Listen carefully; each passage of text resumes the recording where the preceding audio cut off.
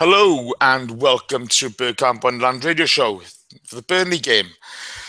My name's Jason, I'll be your host. As you can see, the pirate is still fucking sunk off Plymouth Coast. Honestly, he's a shambles. But tonight we're joined with, first of all, the man with the shittest beard in the world, John Welsh. Hello, John. Hi, Jace. How are you, doing, handsome? mate? I'm well. The beard is gone. I had to get rid of it. You all bullied me so much I had to shave it off, and now I look even worse. I can't win. It's terrible. And people say bullying doesn't work anymore. Okay. Proof and point. It does. I've already seen some people in the chat saying they're going to unsub because the beard's gone now. So we screwed ourselves over. Magnificent. Right, next, you've heard him already. It's our friend from the colonies. It's Jason Schrader. Hi. How are you? I'm better. The blood pressure's still kicking, but better.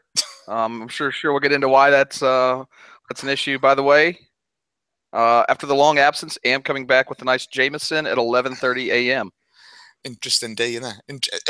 You're on the Jameson. Oh my god. Oh, I'm on squash. Oh, never mind. And finally, here he is, handsome from Canada. It's Dom. How are you, Dom? I'm good. I'm repping Kris's Pirates while he's not here. Yeah. I have no words for that. Well, I have got words, but I'm not going to speak that. I don't think here.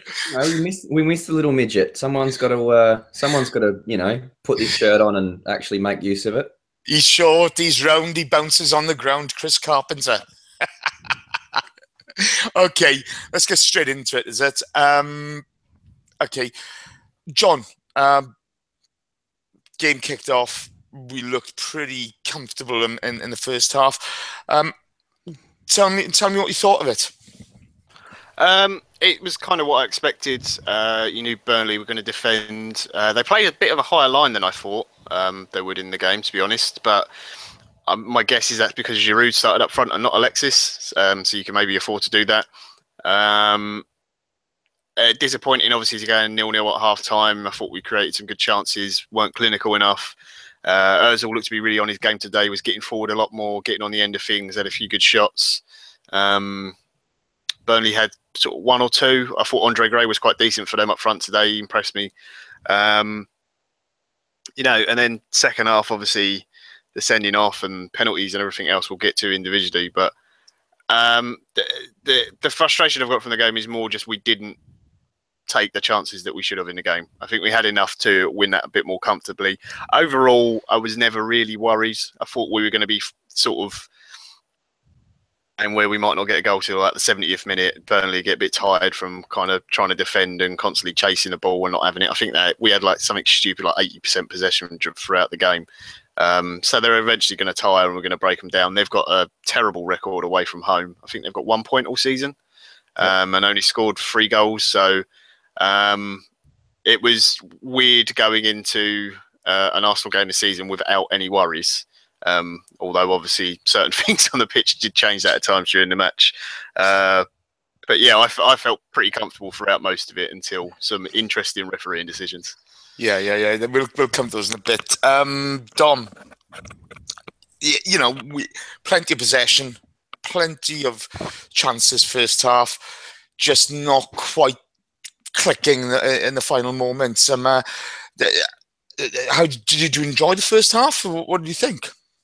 The first 25 minutes, I was kind of surprised at how Burnley approached the game. I thought they would have just sat back and parked the bus and it would have been a lot of sideways passing trying to break them down. But we actually managed to kind of string some nice movements together going forward, which kind of makes me feel that maybe Alexis up top would have been a little bit of a better option than Giroud. And I know that's, the manager's damned if he does, damned if he doesn't, because Giroud scored 9 out of 9 games or something ridiculous lately. So to not start him would be a little bit silly. But, hindsight's wonderful, but just the flow of the game at the start, it made me sort of think that a bit more of a mobile forward line at the end there, because we were getting up there. And then I felt that everything kind of broke down with the sort of the final touch or the final ball or just getting into these dangerous positions. I mean, we did have some shots on target, but none of them were very clear-cut chances, were they? They were all kind of half chances.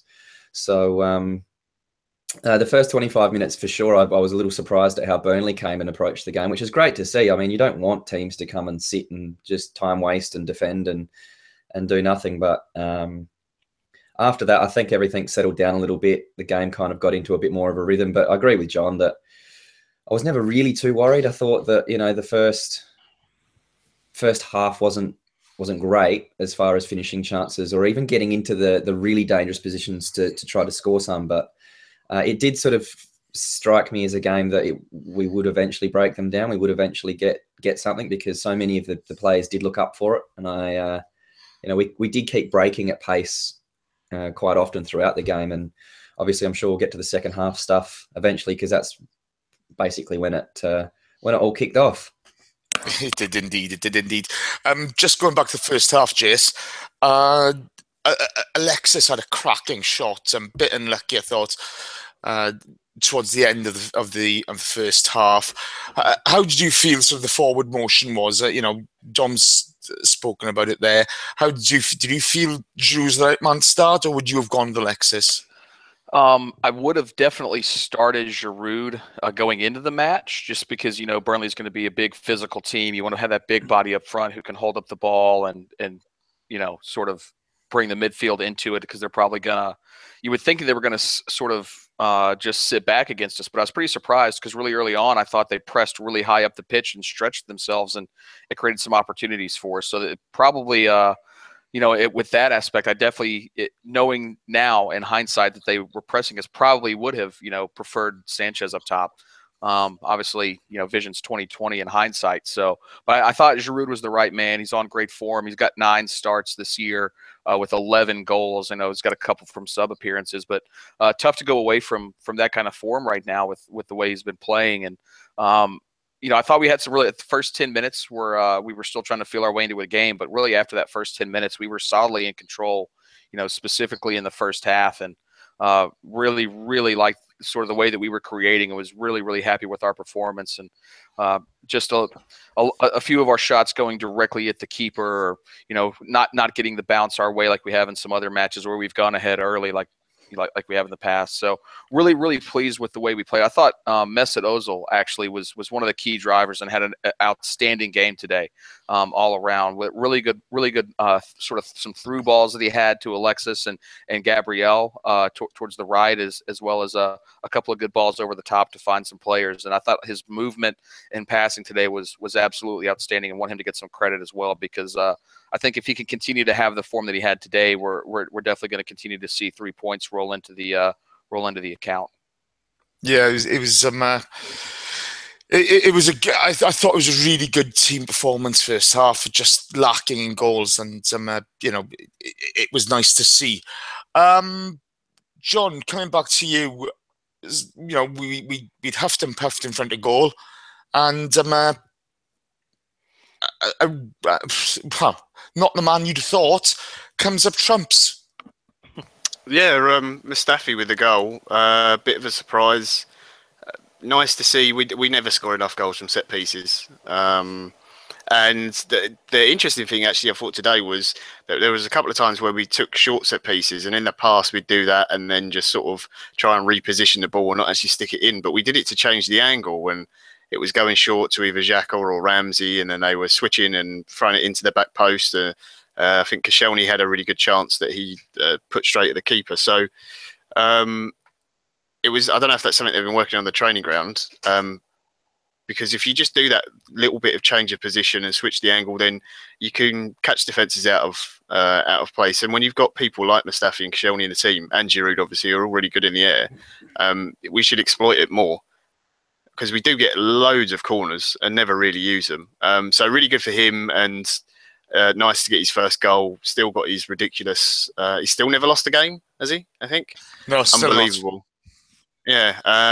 Yeah, gets his first goal. Obviously, really important goal today.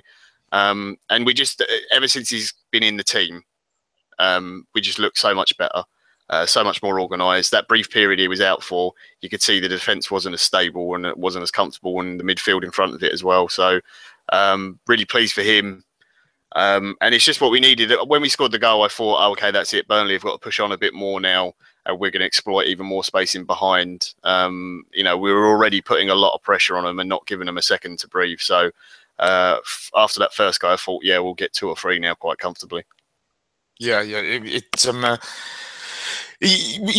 looked really comfortable at me.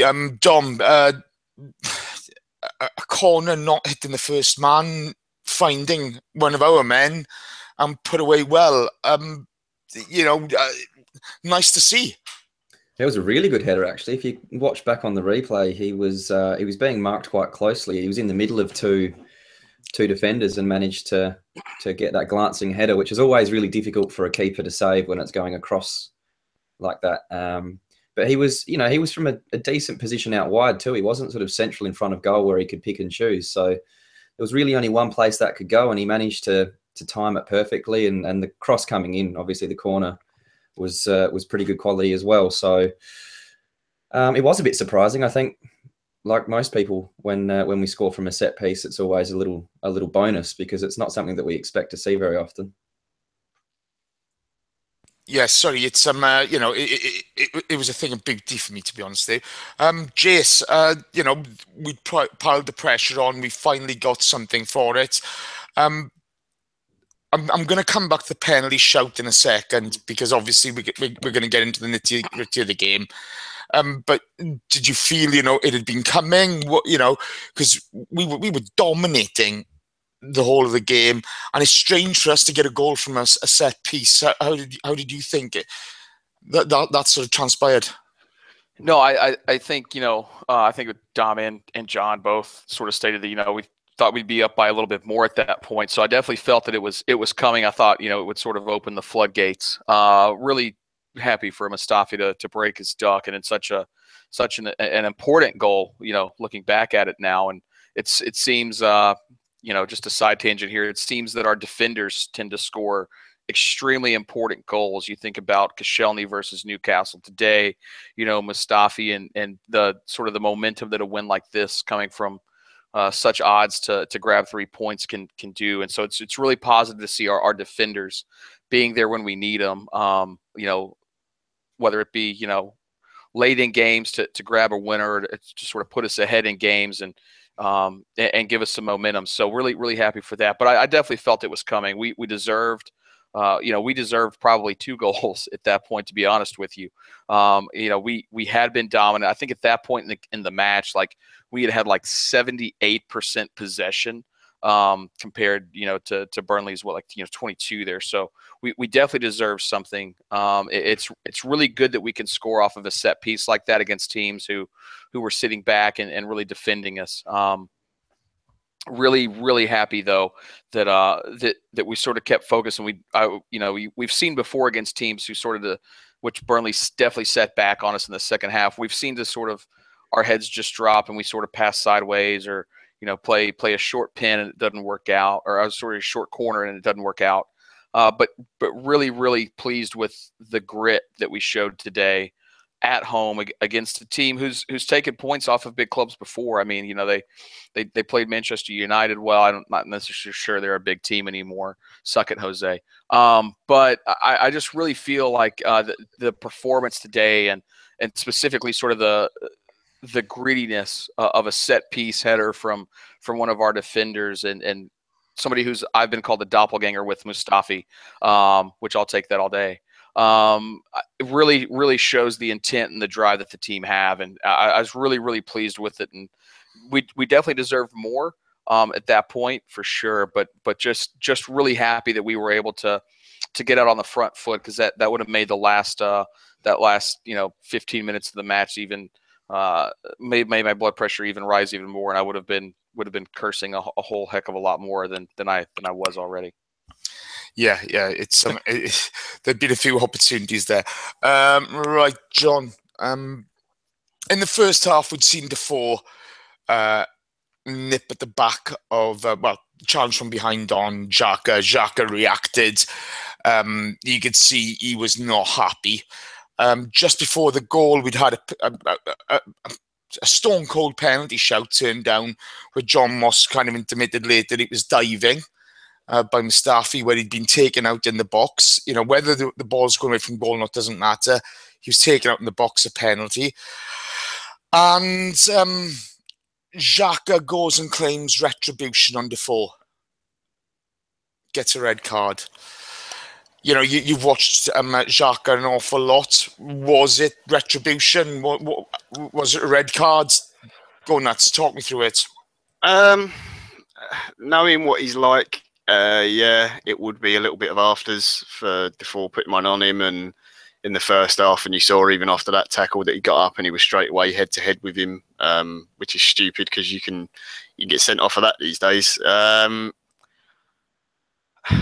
think the red was a little bit harsh, but if you flip it the other way and that was a Burnley player who made that tackle on any of the Arsenal team, then we'd all be screaming for a red card and say it's reckless, it's dangerous, he's only going out to hurt the player, he's not interested in the ball. You know, both feet are off the floor, his studs are showing. There's almost a scissor motion as well. So, I mean, people have been comparing it to Marcus Rojo and other players. I don't think it's as bad as those, but I think it's a red. And it's just a stupid challenge he doesn't need to make. You know, we're in Burnley's half at that point, sort of on the right-hand side. He doesn't need to make a challenge like that to get the ball. So it's a bit stupid. Yeah, it's a little bit harsh, but I can see why the ref's giving it. I don't think John Moss had a particularly good game. I'm not going to have a go at him for the sending off. I know lots of people have made a thing about it because he was the one who sent him off before in the previous game. But it's just it's like the Coquelin one at Tottenham last season. There's times when you make a challenge and times when you don't. There's just absolutely no need to make it there, and he just made the game harder for us. If anything, it sort of fired the team up weirdly. But yeah, I'm sure Arsene will be having a go at him. Although I'm not sure he can really, as he got sent off as well. But yeah. We'll come to that a little bit later. I suppose, Tom. For me, you know, it's a fact of he doesn't book the first half, and it's clear, nasty little horrible challenge from behind. It's a booking. You know, why hasn't he booked him? There were rotational fouls on Giroud all game. Nothing happened. The penalty was stone cold. How was it not a penalty? You know, Mustafi's been taken out in the box, yet when it came to sending him off, John Moss looked as if he was itching to get the card out. You know, do you see it differently, or what are your thoughts? Slightly. He did go over to the touchline official to confirm, because obviously the official over the other side had a slightly different view. So, you know, he didn't race over there and grab the card out like a Mike Dean situation and just start flashing him around. But I did. As soon as he walked over to the sideline official, it was more of a confirmation. I'd said to myself, well, he's walking, because basically I think all he was saying is, you know, was it as bad as what I saw? And the guy's like, yep. So he got sent off. Looking back on it as a sort of replay, his momentum doesn't really take him into the player all that much. But like John said, it's the fact that he was in the air, he had his studs showing, and I don't know if it was, you know, a red or not. I'm not probably the person that's very well versed in like official technical rules when it comes to this stuff. John's definitely the person to ask for that stuff, so we'll take his word with that one. But I mean, if he'd just flashed a yellow out, I wouldn't have been surprised. And the fact that he got a red out, I was a little surprised. But at the same time, it's more, to me, the annoyance doesn't just come from the fact that, you know, like John said, it was a stupid part of the pitch to be doing that in the first, getting through on goal, and you need to kind of slide in and do something a little cynical. But the one thing I do want to say with the whole Xhaka thing is it's, you know, we've just come off a pretty intense game. Emotions are running hot. You know, and commentators and pundits alike are going to sit there and talk about his disciplinary record and how horrible it is. But we need to kind of remember the first red card that he had was no fucking way was that a red card, and that wasn't a disciplinary problem. So I'm not sure that we can kind of look at this one and say, well, he's been doing it all season. I do think this is the first time that he's lost his cool, and the annoyance that I've got with it is the next 4 games that he's going to miss, because we don't have depth in our midfield. The midfield has been an issue, and whether people like it or not, Xhaka and Ramsey's been working, and it's the first time we've had a midfield partnership that's worked properly since Coquelin and Santi were together, and now that's gone for the next 4 games. The other issue we have is Aaron Ramsey's only just coming back from an injury. He's only just coming back to fitness, and now you're basically saying, righto, son, you're going to play the next 4 games for 90 minutes because we don't have any other options. I know it's going to sound bad, but I will be surprised if he makes it through the next 4 games. I really will, because this is a repeat of every single time the guy has gotten injured, is that, you know, Santi gets injured, or Jack Wilshere's been injured, so Ramsey gets thrown in coming off an injury and is forced to play 90 minutes for 8 games in a row, then he breaks down. He needs help. All the midfielders, especially Ramsey, especially someone like Jack, when he's been injured, they need help.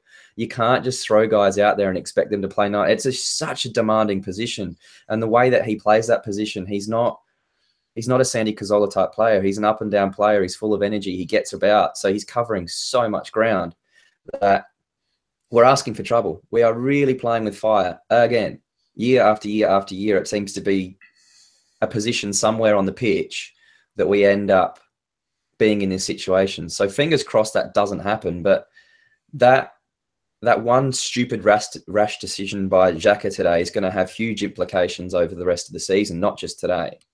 And that's the thing that I'm really frustrated with, is that, you know, we talk about having leaders on the pitch, and we talk about Xhaka being a captain of Gladbach when he was there. And I mean, that today, I love the guy. I really think that he's a great player, and I don't really mind so much if he has a bit of a rash moment now and then.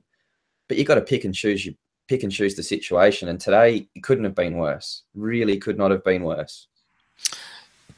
I can't agree more, to be honest with you. Jace, as Dom alluded to, Xhaka and Ramsey actually looks to be working today. Plenty of possession. We were getting the ball in dangerous areas. Yeah, we didn't finish early doors, but, you know, the midfield actually looks settled. Do you see it the same way? Do you see this being a really massive knock-on effect for us? Yeah, you hope. I think early on, we were allowing them sort of to just get on our back 4 pretty quickly, but I think Xhaka and Ramsey sort of worked that out between them, and we shut that down a little bit better. I definitely like the partnership. I personally don't see Xhaka as a true defensive midfielder. Him and Ramsey, to me, are both box-to-box kind of guys. I do think, despite his rash challenge, when he does make challenges, typically Xhaka is a little bit better at tackling than Ramsey. Obviously, I think Coquelin is better defensively than Xhaka, but he doesn't provide the more well-rounded game that I think Arsene Wenger is looking for. So I definitely am a fan of this partnership. It just worries me, and you know, it is the fact of, you know, Xhaka's decision-making can be a little rash.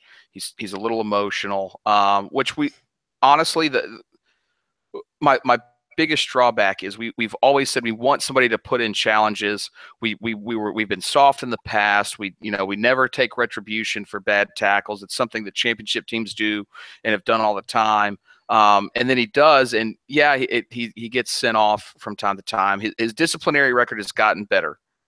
Ask John about that. Right?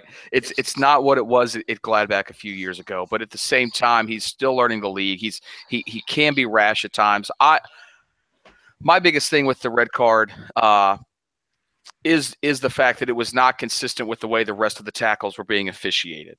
That's my issue. By the book, yeah. The problem is the game wasn't refereed by the book, so why should that one tackle be refereed by the book? The problem with that is now we're going to miss him for a few games. We're going to break that partnership up, and partnerships are about training together. They're about being in games together, getting that rapport that you know. And I think we were starting to really see that come together today. And so it's a little unfortunate that Xhaka did get sent off, did get the red. And I'm gonna leave the rest of the card arguments to everybody else. But I do think that this is probably a partnership you're going to see for a while here with Arsenal. I think it can really do us well, because Ramsey's got the ability to carry the ball through the midfield at his feet, and we know Xhaka's just got that the range of passing that he brings from our midfield is unbelievable. And I was able to see him on the preseason tour, and the sound the ball makes coming off his foot is different than any other player on the pitch. The way he's able to stroke it diagonally to the corners, to the wings is unbelievable. So yeah, hashtag I said stroke it.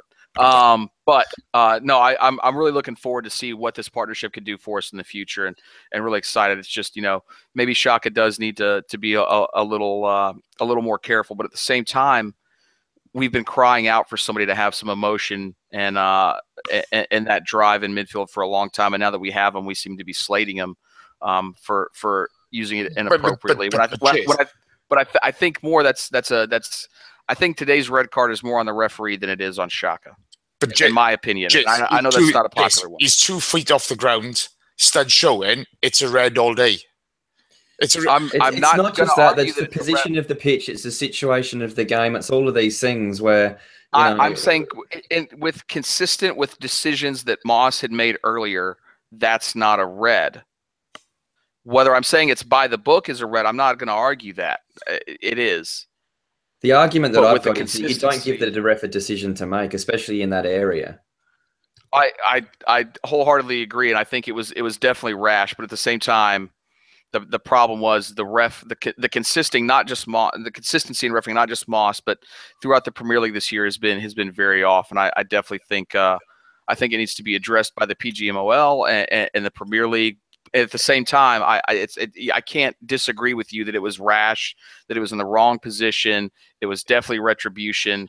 He gave a bad ref a pretty easy decision to make in that circumstance.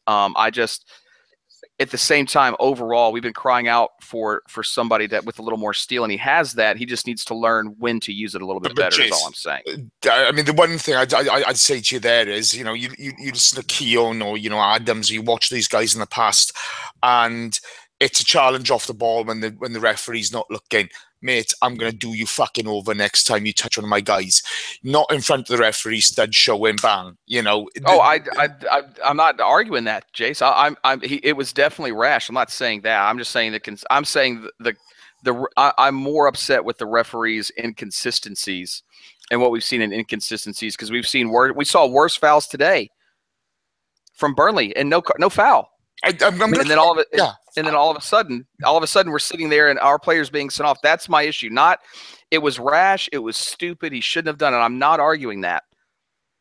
But with the theme of the rest of the game and with the atmosphere that the referee had allowed the game to proceed before that, the referee should not have given a red card for that with what he'd allowed before. That's all I'm arguing. I don't think that's a fair comment. John, okay, 3 questions for each of you now. The Defoe challenge from behind first half, is that a yellow? Yes. Yeah.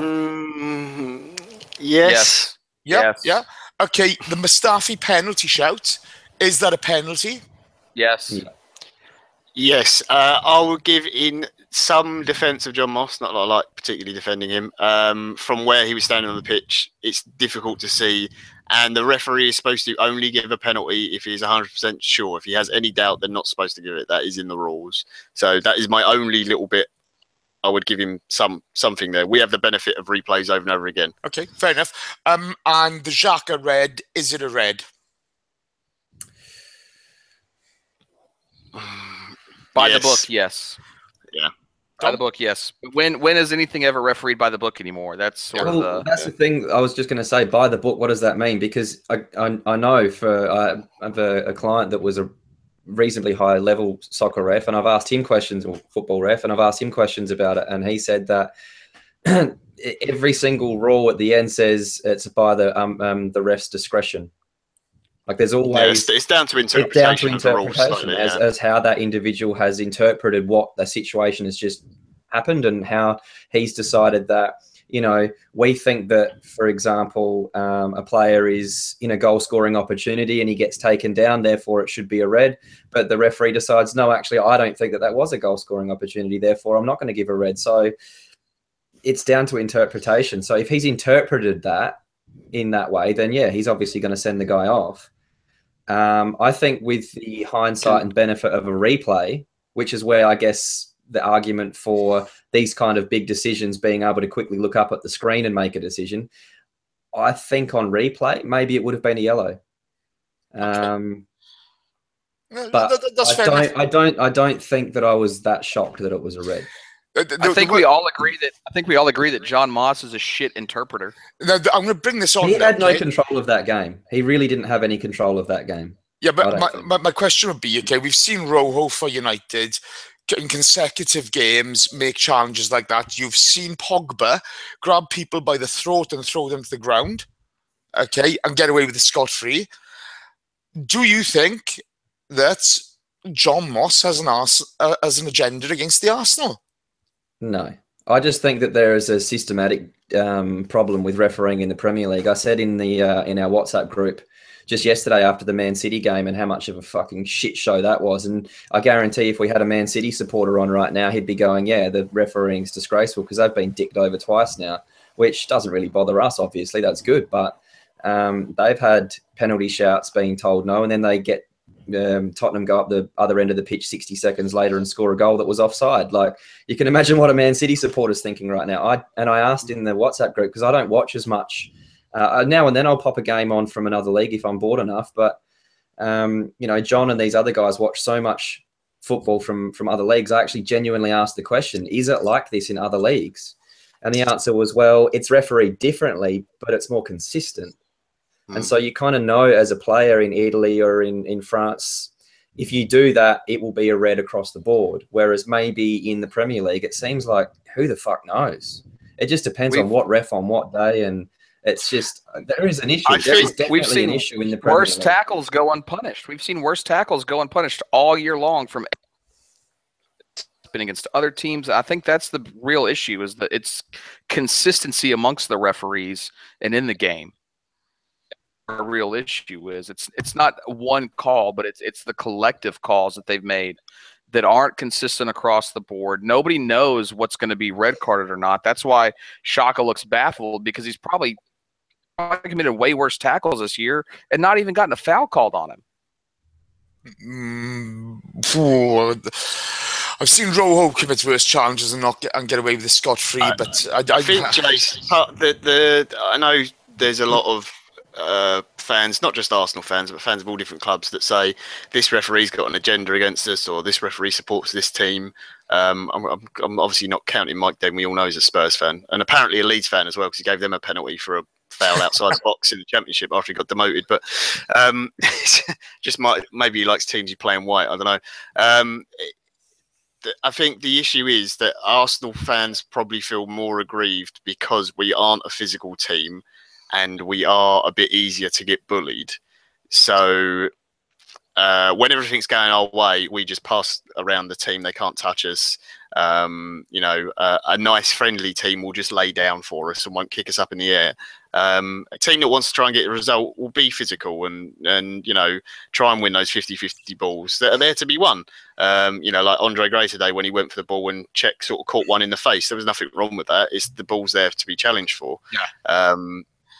So I think it's more, to me anyway, it feels more like it's us as a team. We're not great at dealing with that physical intimidation. Against Burnley, it's fine because we've got enough quality and we can win the game. All right, we got lucky with our penalty, so I suppose it evened out.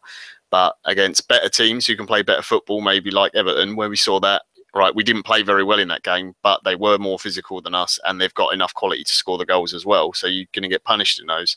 So I think it's down to us. Sometimes, if the ref's not giving you the decisions, then you stop complaining, because it's only going to get worse. You saw what happened with Mustafi today, getting booked, for constantly complaining at the referee and the linesman. If you're not going to get a decision, you've got to sort it out yourselves. We had enough chances to win the game without the ref giving us a offside penalty in the end. So we should have been winning it anyway, regardless of the decisions. I'm not taking away from how bad he was in the game and how bad the refereeing has been this season in the Premier League in general. I think it has been really, really poor this season. But also a lot of that comes down to the fact that football is now, there's so many cameras everywhere in the stadium. Every single thing is analysed over and over again, and you get replays of every single decision. But yeah, I think I can't remember the association that deals with the referees. Is it PLGO? Or something like that. So. Yeah. They're under serious pressure at the moment because obviously after demoting Mike Dean, who was one of their high line, like big name sort of referees, they lost Man United's Howard Webb. He retired. They've got Clattenburg now, who apparently is one of the best refs in Europe, which is a strange thing to say. I just don't think there's enough good referees coming through. I know a young kid who lives in the same town as me. He's 17, 18, and he referees Sunday League football. And he wants to do it because he can't be. He's not good enough to be a footballer, so his way into football was to be a referee, to go up and up through ranks. But imagine being an 18-year-old going down. If you're a bit shy and you're not the biggest kid, and you've got to, look after a load of 20, 30-something-year-old hungover drunk blokes on a Sunday on a rough pitch, cut up to pieces, are all just going to have a fight and beat the ref up if the decision don't go their way. That's the progress they've got to go through to get to the very top. I get that, but the likes of Mostin, Clattenburg, etc., Oliver, Mariner have been through this. They're now refereeing at the highest level, and yes, they'll get some stick on the pitch, but it's the inconsistency. You've seen Rojo get away with murder. You see Ali diving week in, week out, okay? And these guys get away with it consistently. Yeah, Xhaka seems to be a marked man. I think it's a red card all day long, okay? Don't get me wrong. We see plenty of people in the chat box saying they disagree. Fine, it's down to interpretation, but he's got 2 feet off the ground. You can't win that one. But when the same referees who will dish out a red card for that, and this is the highest level of football around, they'll give it against one team and not another. There's something wrong. Oh, no, I'm not disagreeing. I think reputation goes a long way. You saw Vieira in his early Arsenal career, he had a reputation. So if he made a bad tackle, it was more likely going to be a red than it was a yellow, just because he had that reputation. Joey Barton's got it. You see, Diego Costa is only now just sort of shaking it after, a couple of seasons of being a real, nasty git, basically. Don't remember Costa getting sent off, though. I don't remember Costa getting sent off. For all his nonsense, I can't remember an incident of Costa getting sent off. Maybe I'm wrong. You might be right. But there's certain players who have that. Alan Shearer was absolutely filthy. He hardly ever got sent off. He'd get away with things all day long. Yeah. There's certain players have a reputation. So Xhaka might be an unfortunate player who has to go a long period without getting booked or anything else to sort of get that idea out of referees' heads. Because if you walk on a pitch as a referee and you look around on the pitch, you see Joey Barton, you think, oh, right, well, I know I've got to watch him carefully. Oh, there's that new bloke, Granit Xhaka. He's been sent off already twice this season. Because they all watch football and they see what happens. So they're going to be following those things and know what players have got up to things and whatever. Okay. Right, Dom, after the red card, the Coughlin comes on, the Warby goes off. How did you see our performance from there on in? Did you see it as we showed a bit of metal? What do you think? No, I thought that we overall balanced it out reasonably well. There's been times before when we've gone down to 10 men, we really don't play well at all. We really struggle even against really poor teams. And I felt that we still created enough of an offensive threat that we didn't just get pinned back and have to defend for the next 20 minutes or whatever it was.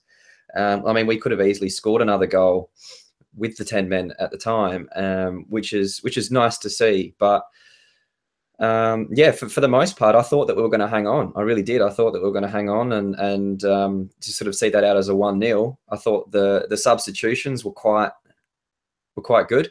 I thought leaving Giroud on was the right option because it gave us an out ball. If you've only got 10 men, you start to get pinned back a little bit, and you take someone like Giroud off to bring on Coughlin, and then you don't have that out ball. You could always lob the ball long to Giroud, who can hold off a couple of defenders and knock it down to someone running on and relieve a bit of pressure. So I thought it was the right option to take Iwobi off and bring Coughlin on. And for the most part, Ramsey and Coughlin were quite good, energetic and defensively sort of minded in the midfield until Coughlin had a bit of a brain snap there as well. But I'm sure we'll get to that in a minute. But generally, I thought as far as 10-man performances go, that's one of the better ones I've seen from us because, like I said, generally we're pretty atrocious. Yeah.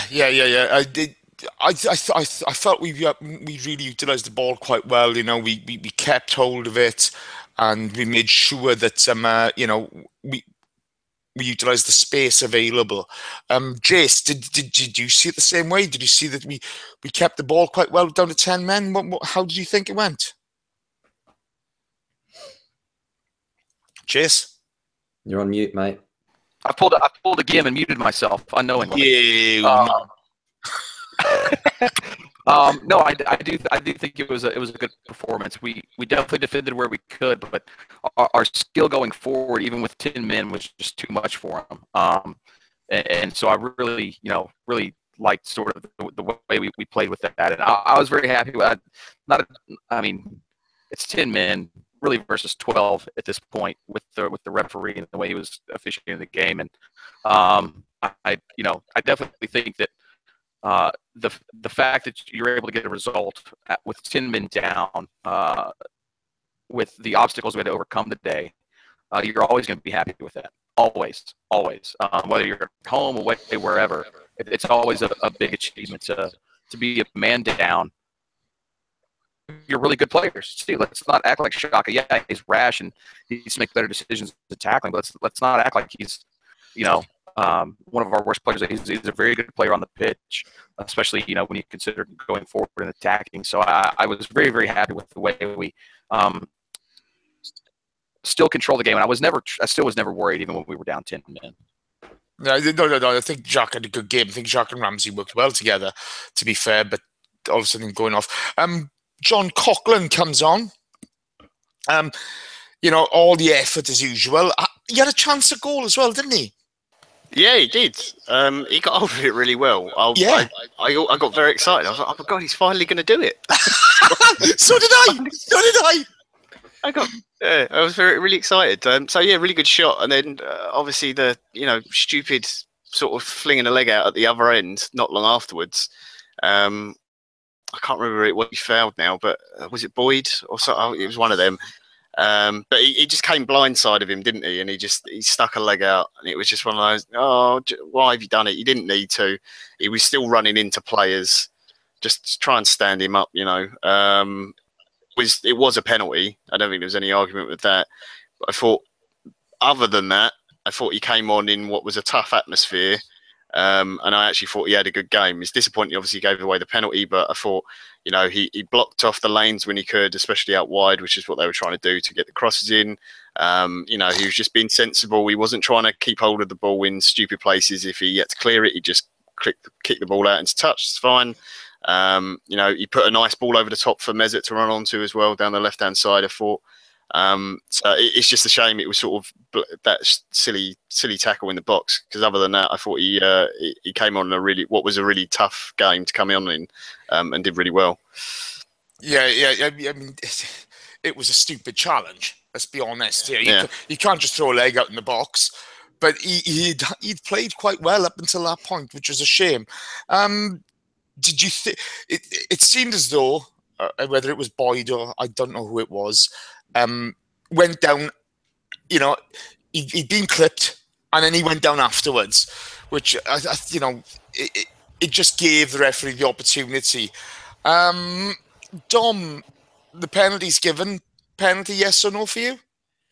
Yeah, the Coughlin, yeah, oh yeah, all day, yeah, for sure. It was a silly brain snap, and we've seen it before. I've seen Koscielny do it as well. I've seen other players do that where, someone's running past and it's 90th minute and you start to get tense and, the bum starts to tighten up a little bit, and you probably wouldn't have made that in the 10th, 15th, 20th minute of the game, So I'm not gonna get, too upset with the guy about that, but it would have been a real blow if that was what cost us, 2 points there.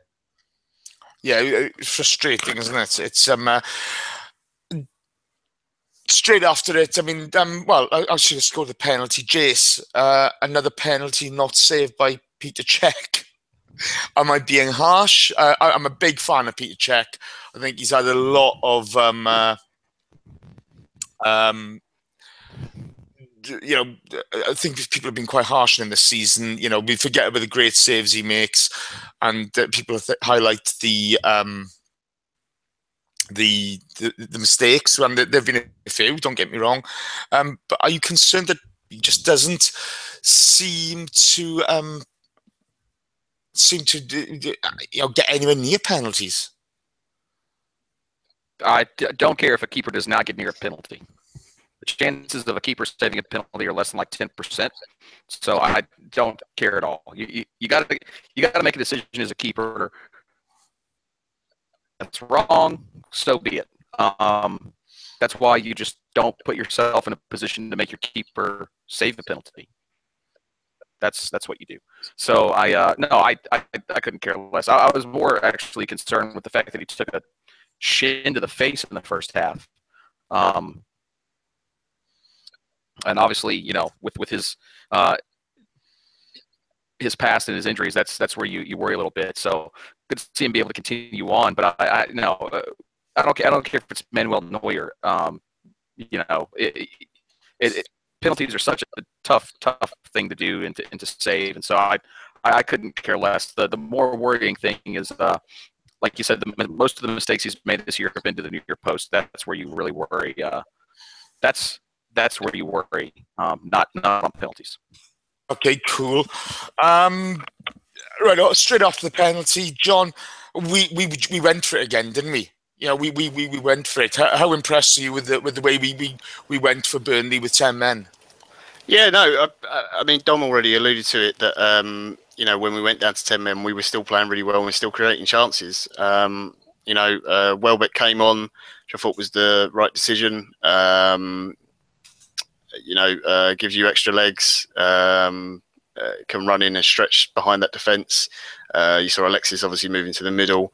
Bellerin as well, getting a run out. I don't know where the 7 minutes came from. I know there was was it Marnie who went down? It looked like it might have been in like an ACL or something. But yeah, I mean, thankful for the 7 minutes, obviously in the end. But when it first went up, I was like, what on earth is going on? But yeah, no, it was just nice to see that bit of team spirit, because in previous games, you know, where things have gone against us or decisions or we've conceded a goal, you kind of seen, not everyone, but you've seen a few heads drop in the team. And today that didn't happen.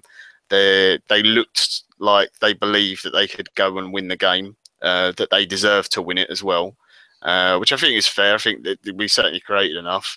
It was the disappointment again is that we put ourselves in that position that we weren't already, you know, 2 or 3 up, which we probably should have been with the chances we created. But you know, it's just nice to see players going for it. You know, I understand why we had to come off it. That was the sensible decision. Welbeck looks good. Obviously, it's going to take a long time till he can get back to playing 90 minutes regularly again. But it's so nice to have him back in the team. Gives us another option. Felt a little bit sorry for Perez. Not getting a chance, obviously with the sending off, it made it difficult. But he's the sort of player who probably would have liked today, slinging a few elbows at some Burnley players and stuff. He likes to snide little foul or stamp on someone when they're on the floor. You know, and then obviously last minute we get the which still amazes me. I don't know how it wasn't called offside, because Koscielny was quite clearly offside, and he's Lino's side as well. But weird. I want to come to the penalty in a second. First of all, Dom, whilst all this is going on, after the Burnley penalty, Arsene Wenger gets sent to the stands by Anthony Taylor, and according to Nicky Wilson earlier on, he said to Anthony Taylor, another referee who has given us some horrendous decisions and is another piece of shit in my opinion, I hope you two are proud of yourselves. It led to Arsene going down to the tunnel, standing in the tunnel, and Anthony Taylor going over and making a point, and Arsene Wenger laying hands on him, pushing him back. What did you make of it all? Well, I thought it was fucking hilarious. I loved it. But at the end of the day, I know that Arsene Wenger is going to get in trouble for it. He'll get a fine. He may even get a touchline ban, etc. But I'm sure his argument's going to be, why did the referee come over? why did the referee, like the referee was sort of pushing at him saying you need to da-da-da-da, and Arsenal's just like, fuck off, don't touch me, which is, I think, you know, he's in his rights to do that. If someone raises an arm to you like that, he could have said, no, you don't need to come down the tunnel and tell me what to do. There's security guards here. And, you know, maybe a security guard should have stepped in the way and actually done something to make sure that that didn't happen. But I thought it was pretty funny. But it's just, hopefully it kickstarts something. Hopefully all of that, we've just been speaking about it for the last 45 minutes about how shit the refereeing was systematically from top to bottom for the whole game and how much they got away with. And there was a penalty that wasn't given to us. And, you know, the red card was, you know, potentially a little harsh. And I just think it was the straw that broke the camel's back for us. And maybe he's seen this too many times now at the Emirates, where he's just so sick of seeing teams come and get away with so much and then us getting punished for the very first thing that we do. And he just had enough. And, you know, if that's what came out of his mouth, then, you know, got to have a little bit of respect for him, because it wouldn't have been what came out of my mouth. No. To be fair, Jace, I mean, after that comment from Dom, the nutter in me was saying, stick the head in him, Arsene. Go on, stick the head in him. Fuck him up. What did you make of it all? Jace, you're on mute again. He's having a mare. Mr. Shredder? Has he just paused now? He's frozen. Yeah, he's... Hang on, he'll be back in a minute. He's just... Okay. So, John, you take that instead, pal. What did you think, you know... Much like Dom, yeah, it did make me chuckle. Just because Arsene's such a nice, polite, gentle guy all the time. And then it's very rare you see those sort of flashes, but when you do, you're like, oh, he actually looks like he could have a row. Because by all accounts, he was a sort of bit of a bruiser in midfield, wasn't he, in his playing days? You know, we've seen it with Mourinho, and he put his back up, and Maureen all of a sudden looked very scared because he didn't think Wenger would front up back to him. Is it slightly unbecoming of a manager? Yeah, a little bit. I'm sure someone will moan about it. It doesn't bother me. I quite like it. If I'm honest, it's the sort of thing I'd like to see more of from him. I'm sure he'll get a fine. Maybe he'll get a ban for the next game, which I think is Watford at home. So it's not the biggest loss ever. You know, if I'll do a Chris Carpenter here. If that was Pep Guardiola or Antonio Conte or Diego Simeone, everyone would be going, "See, look at that passion." That's what we want to see. I was just going to say that, John. That, you know, there's so many particular Arsenal fans have been calling for him to run up and down the touchline and be angry and yell and wave his hands, and he finally does it. And I bet he gets pelters from the same people. Yeah. I was screaming for him to stick the head on Taylor. I really was. You know, fuck him up on the sideline. How'd you like that, Anthony? That's for all those red cards, you twats. Right, guys. Jace, you there now? Shreds? Shreds, you back? Talk to me, Shreds. Nope, he's muted. Shredder. He's not plugged in. Okay, No. let's go to He can hear, but he can't speak. This is terrible. Donkey. Trump has silenced him already. Oh, Trump is... Oh, no. He's having to go to media. I can't believe it. It's happening. Let's go to the penalty there now. A penalty. John, you've already alluded that Koscielny came from an offside position. Okay, so they've missed the offside. Fair enough, that happens. We had a bit of good fortune. But this is the one thing that gets me, okay? The defender is off his feet, studs showing in the air. Is that not a red card, the same as Xhaka? This is really weird, this one. The whole time, it's Ben Mee, I think. He's eyes on the ball. They never leave the ball. He has no idea Koscielny's there, which that's bad defending in the first place, but you should be aware of what's around you. But he's only looking at the ball, and he's trying to clear the ball. I'm not sure what else he can do as a defender. But he's off his feet. To clear it. He's no. I he's out of control. His studs are showing. Okay. Is it a red card? I don't think that's a red card, no. I don't think so either. No, I understand what you're saying, and I can see there's like disparity in the rule. I think the difference is intention. He's only going for the ball. He's not going for the player. Yes, you could say it's dangerous, But if you're a defender, are you just supposed to let the ball go past you? Aren't you supposed to try and clear it? All right, yeah, his body's in the wrong position. He shouldn't be at that angle. He should be getting his head on it and should be a couple of yards back. But what are you going to do? His manager's going to crucify him if he doesn't try and stick his foot on it and try and clear the ball. But never mind the manager. From the referee's perspective, he sent Xhaka off earlier on for a 2-footed challenge off the ground, out of control.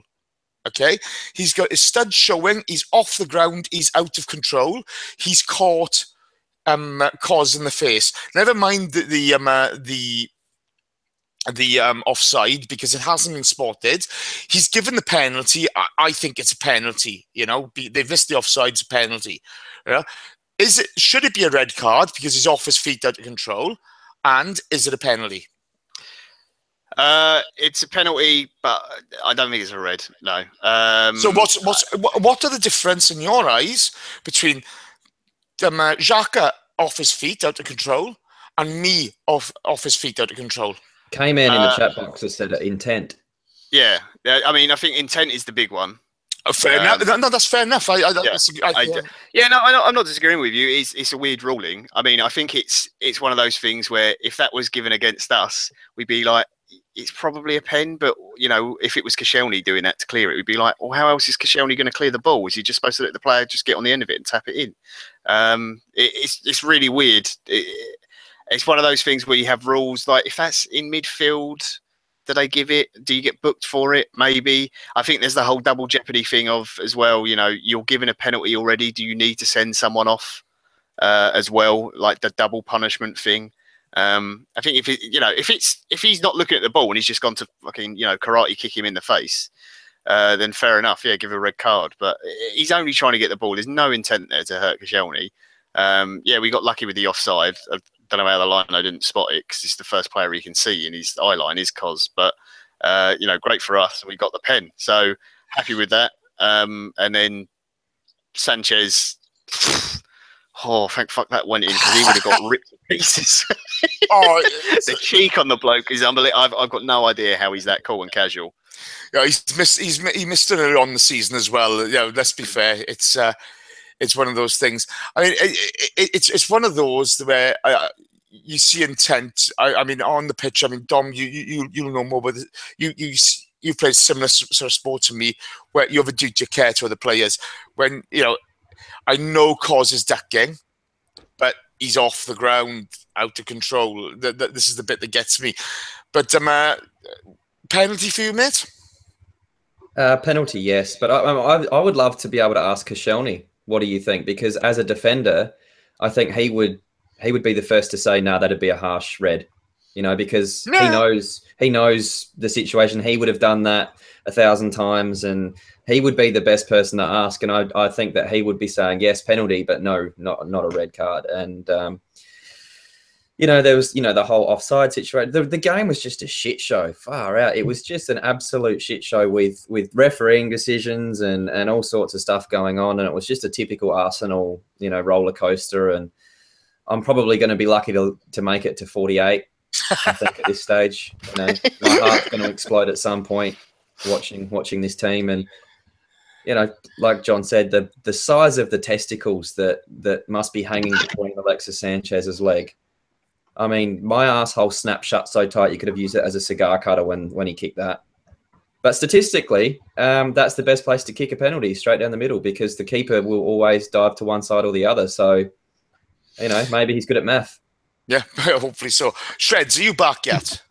I believe so. Sweet, right. Everybody in the chat box, if you have any questions, pop them in now. We'll get through some questions. Shreds, penalty for you? Stonewall, great. Stonewall. What were your overall feelings after that went in? Do you think justice has been done, or was it?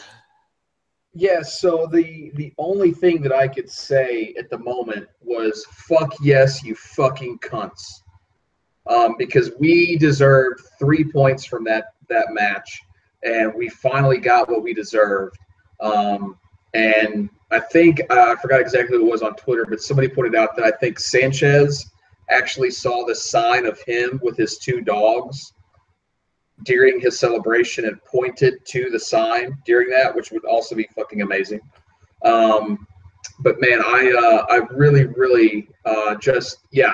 was a game that, like I said before, you could feel the momentum. We need the momentum, and it's to me that those are 3 points that a champion gets.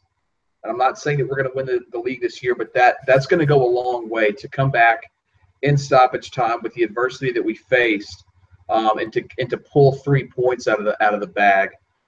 Says a lot about the mentality of this team, and sort of specifically Alexis Sanchez, I think, has a big part of that. He gets slated a lot, and I wasn't a big fan of the way he went off during the last match, because he does tend to be a selfish player. But the guy works, and he expects you to work just as hard as he does, and that's something that's very, very admirable in him, because he wants 120% out of every player, and that's what it's going to take to win anything, whether it be the FA Cup or if we put a good run together in the Champions League or this league. We got to have that same grit and determination in every single game, whether we're down 10 men or up 3-0. We need to show the exact same spirit that we showed today.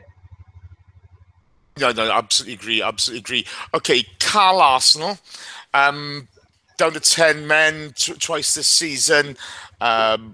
Come back to win both games, especially on today's performance. John, has this team got mental strength? In those 2 games, they certainly showed it. The question is, in the big ones, in the big matches against Man City, Chelsea, that kind of thing, that's the real test. If we go a goal down, can we show some fight to come back? We've seen more of it this season, I think. But I want to see it in a big game where we're really, really put to the test. I think it suits us a little bit better because of the bigger the team, they tend to play a bit more open, so it's better for us and the style we play. But yeah, fucking hell, Josh, your question. Sorry. I'm going to ask that next. I love Josh. Oh, dear, he's such a troll. Oh, but yeah, no, I mean it's definitely the whole atmosphere around the club it seems like it's all improving every year, and the attitude of the players is improving every year. I just think you still need to knock it up a level, and you can see there's a noticeable difference when certain players are out of the team. Like, I think there's a massive difference in the attitude of the team when Mustafi's not there. It's really noticeable. I think Xhaka does change the attitude in midfield as well. Alexis and Ozil at times of the day were just playing their own game. Just between the 2 of them, doing little 1-2s and through balls for each other. So it's all there. It just needs to come together in the big games where we really need the points. Yeah. Dom. I agree with John. I think that there have been certain games this year where we've either hung on, or that we have sort of come from behind, but that's not been against huge teams. I mean, the Manchester United game, I guess, we snatched a draw there, but we played terribly all game. So, there's been a lot of chances for us to show a little bit more against Everton, against Man City, being 1-0 up and sort of shitting the bed and losing both of those 2-1. But I definitely feel that no matter who we're playing, I feel that we can win. And I haven't always felt like that over the last few years as an Arsenal fan, where, I've been quite concerned against the bigger teams that we're just going to get beaten because we just can't get it done. Whereas now I don't necessarily feel that way. Sometimes I think, against a Man United or a Chelsea or someone that I wonder what kind of bullshit, kind of weird refereeing decisions going to cost us, like Oxlade-Chamberlain getting sent off for something Kieran Gibbs did because the referee can't tell the difference between the two. But at the moment, I definitely feel there's a bit of a change, which is something we've been asking for a long time with certain sort of, leadership qualities on the pitch. But yeah, I think it still remains to be seen how this group of players will be able to do against a Bayern Munich, against a Chelsea, Man United, when it really counts. That's when I want to see something like today happen. Okay, mate. Yeah, I see your point. Jace, same question. Go. Well, I'm sorry. What was the question? I'm sorry. I got distracted by. I saw a cunt on my TV who was in a blue shirt and looked like Fred Flintstone. So I completely lost all ability to think and just thought break legs. So what was the question again? Second time this season, we'll be down to 10 men. We've come back and won it again. Do you think this team's got mental strength? More so than we have in the past. I still think there's some reserves that we have that I don't know why we're holding on to that we can still find that I think we need to continue to display against the bigger teams. That's the only thing is we've got to find it against the Cities and the Uniteds and the Chelseas. Those are the teams that we have to display it against. It's easy to come back against a team like Burnley, who's not going to be technically as good as us. And we need to use this as momentum to carry it into the bigger matches. Okay. Right. So one question each, then, guys, because we'll start wrapping this up after a couple of questions. Josh Kakluskas asks, "What should he have for lunch?" You knew it was coming to you. I see. You can't beat a bacon roll and a cup of tea. Just perfect. Bit of brown sauce, lovely. Brilliant. Okay, fantastic. Ahmed Daguna, Domson's for you.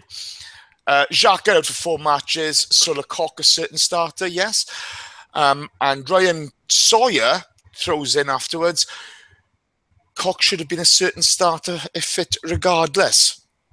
Your thoughts? Well, obviously, we've got nobody else. So Coquelin's going to be playing the next 4 games. So you're definitely a certain starter.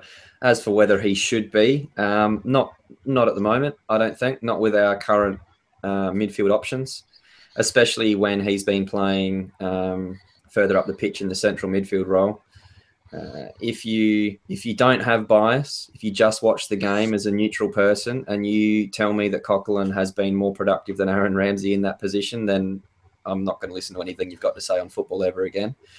If you want to make the argument that Coquelin should be playing deeper instead of Xhaka, okay, we could probably have that conversation.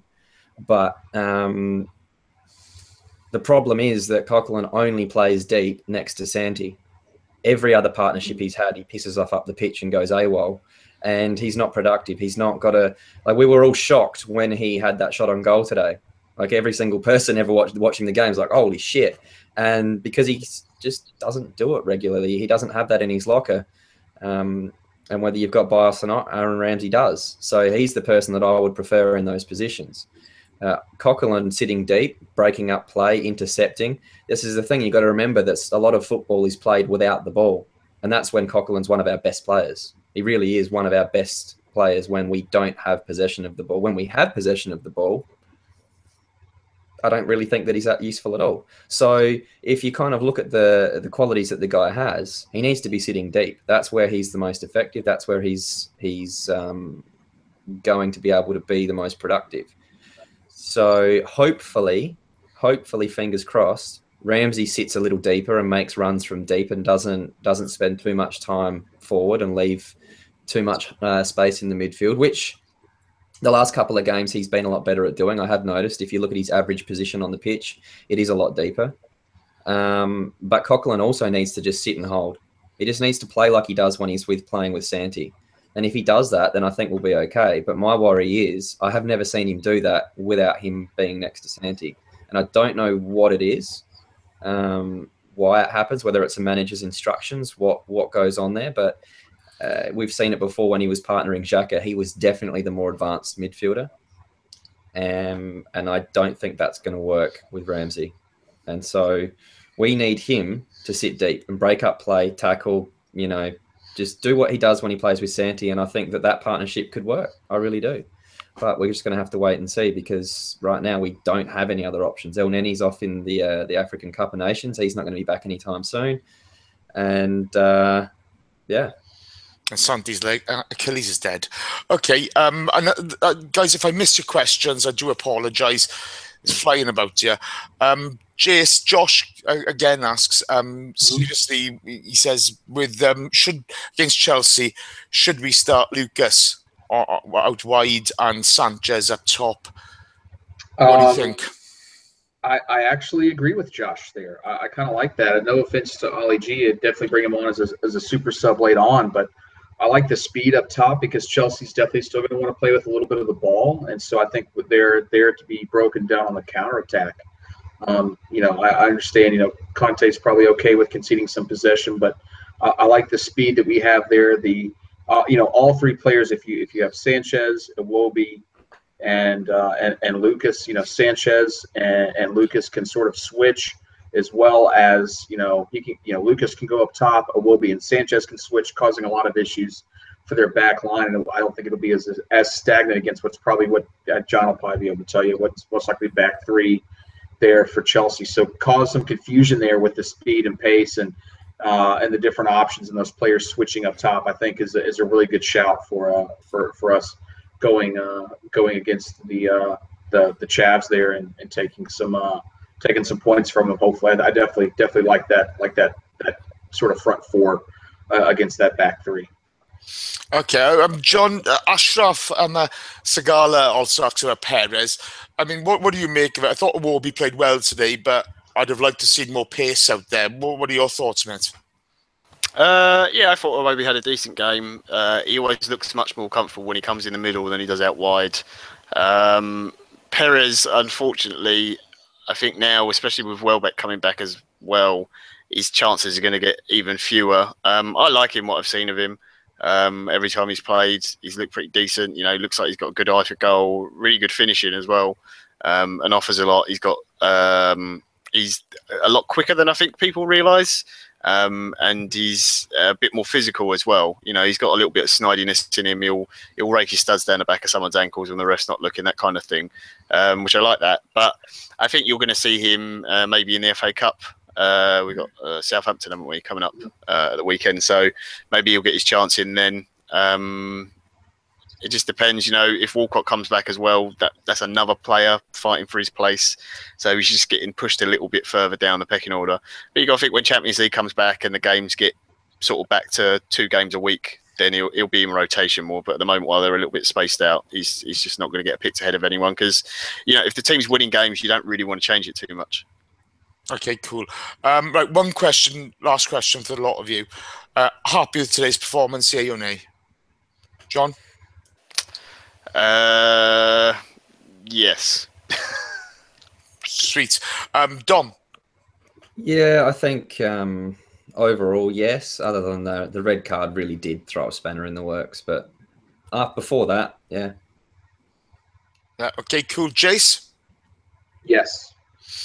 Okay, I'm not going to go into Bayern, guys. Marble Halls TV's asked a question. That's the end of the show. We're going to wrap this up today. Thank you for your questions. Really appreciate it. Kris puts a lot of effort into this. If you could give him a thumbs up in his box, he loves that. He loves a big thumb up his box. It's every time I come on here, I'm talking about Kris loving a thumb up his box. He's a pirate, There's not always a wench at sea. So all left to say is thank you to you guys. John, thank you very much. Cheers, Jace. Dom, you're a star. Thank you very much, mate. Thanks for having me. Jace, it's been an emotional week for you, I know. So thank you very much for coming on and drying your tears. No, been good. Thanks to everybody watching as well. Definitely give us a thumbs up if you like it, and if you don't like it, then go fuck yourself. Thank you all for everybody who's taken part today. We really appreciate it. We've banned a couple of fucking arseholes today because they just want to be arseholes, so they can go fuck themselves. But thank you all for so much for listening. We really, really appreciate it. That's the end of the show. So that's all we say is good night, a great 3 points, happy days. Arsene Wenger should have stuck the head on Anthony Taylor, no doubt. Goodbye, everyone. Thank you very much. Cheers, guys. Nanu, cheeky monkeys. Right, has that stopped yet? Oh, no, it's down the bottom. I have no idea what I'm doing on this.